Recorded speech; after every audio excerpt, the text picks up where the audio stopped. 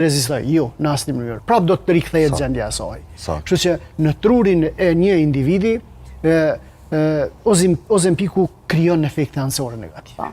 Nuk krijon asnjë element të ndonjë pike të fushës pozitive që dikush mendon. Përveç asoj largimit të peshës.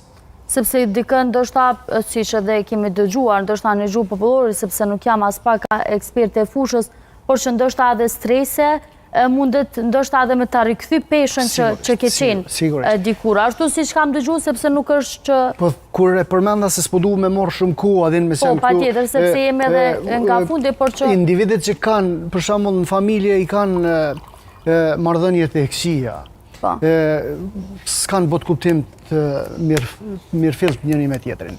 Këta persona kanë predispozita me morë ushqime të vazhdueshme, ka paskuar në formë pa kontrolluara.